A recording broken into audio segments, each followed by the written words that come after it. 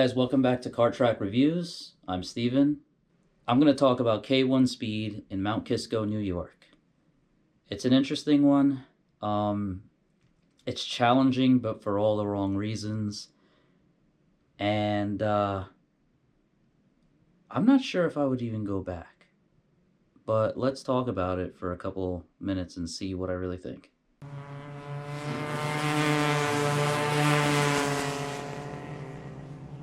Alright, so pricing. One race is $29, 2 races is $54, and 3 races is $68. That's the biggest package that they have. You have to buy a membership.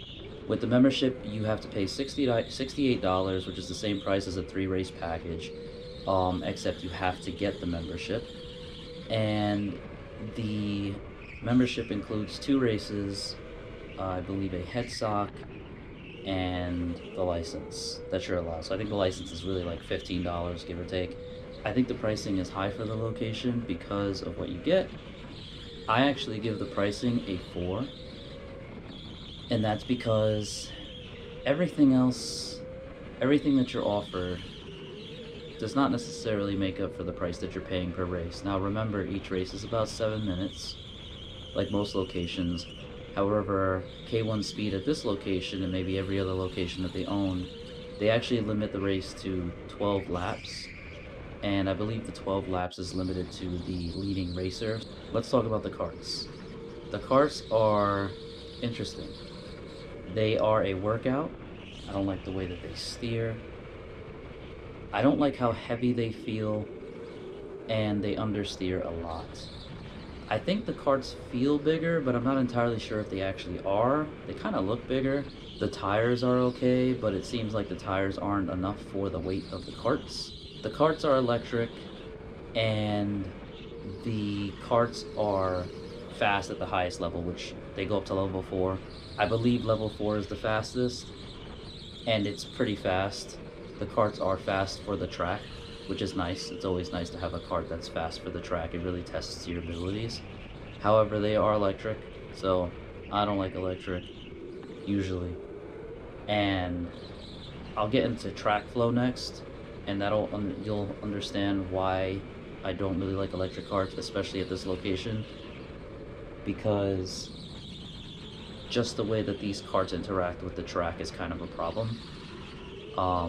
It's not very fun.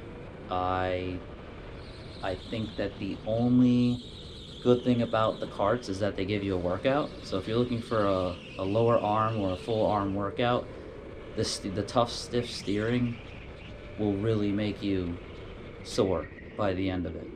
I did about 3 races, and I think I only really wanted to do 1 at the end of it. It was not very enjoyable at all. So for karts, I give it a 3. I can't stand when a kart is difficult to drive just to be difficult. You know, having the occasional kart that isn't as easy as another is fun. You know, it adds a little variety to the karts, but to have every single kart have super stiff steering is not very fun. The track flow is not very good.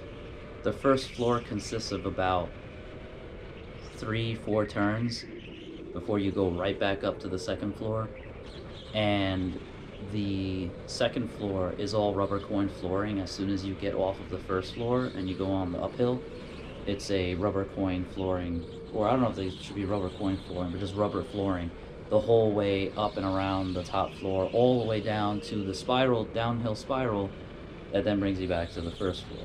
The first floor, I believe, is like an asphalt type, and the kart actually drives pretty good on the first floor, but on the second floor, the rubber flooring interacting with the rubber tires is just not fun at all. It's actually kind of annoying with how squeaky it is up there. One of the biggest problems with the track flow is that, and the electric karts, is that when you're going uphill from the first floor, as soon as you hit that rubber flooring, you can be going full throttle. It actually feels like the kart is holding you back, so the kart doesn't have a consistent acceleration as you're going up the hill. And there's like a 2 turns, so it's like a to the right and to the left. And because this doesn't give you the constant acceleration, it actually feels like you're going uphill and then you're like going back, and then you go uphill and going back, and it's because it slows you down so much. the whole track layout is super small. Like I said, the first floor only has like 3 turns, and the second floor is just a bunch of windy switchbacks. You get to the second floor, you do like one of those ramps that you come back, and then that's one switchback, and then you make another switchback to the right, and then you make another switchback to the left, and then the next one is kind of like a wider switchback. You know, gives you a little bit more opportunity, and then you're just doing a quick left down into like a half spiral, which is not fun at all. The whole track layout is just boring. So for track flow, I actually give it a 3, because the track is just small. It's multi-level, but it actually used to be longer on the first floor. I think I did this like a year or so ago when I went to this location, and the first floor was bigger, and it actually did have better flow because it had like a couple more turns on the first floor, and it was more fun because you were actually on asphalt or whatever materials on the first floor. But like I said, once you get to the second floor, it's awful. So because they limited the first floor even more to allow for the junior track to be bigger, all it did was just ruin the track essentially at that point. For customer service, I give it a 6. They're relatively helpful, but it seems like a lot of the workers are shy. So it seems like they have a little bit of difficulty being more outgoing and offering information that you might find helpful. But regardless of that, once you ask them the question, they tend to have an answer. So I give them a 6. It's you know, it's about average. The question is, would I go back again? The only reason, or the only way I would go back to K1 Speed in Mount Kisco is if I'm either in the area already, or if I want a forearm workout, because my arms were so sore from that. And the first kart was the worst. The second kart was better, the third kart was about the same as the second. But all of the karts were stiff, very stiff steering. The karts felt super heavy. They weren't turning.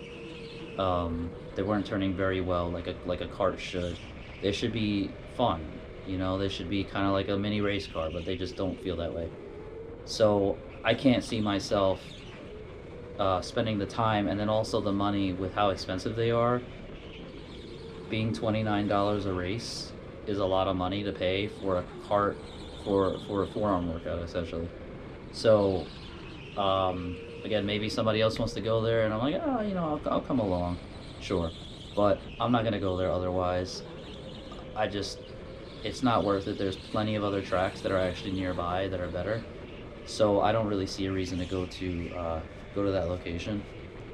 And just with how expensive it is, I just don't think it's really worth it. So as always, guys, if you have any questions, comments, concerns, inputs, if you have any opinions you want to share, you think I'm wrong on any aspect of it, please share it. Like it if you like it, dislike it if you don't, and if you dislike it, make sure to leave a comment. I want to know why, what I can do better. Constructive criticism is always nice. So I will talk to you guys on the next one, which the next one is interesting because it's a newer location. So as soon as I get that one done, that video done, then I'll share it with you guys. But this one, the next one is interesting. We'll see what that's like. I don't know, man. I might just be a bad driver, but damn, that's hard. That's a serious arm workout right there.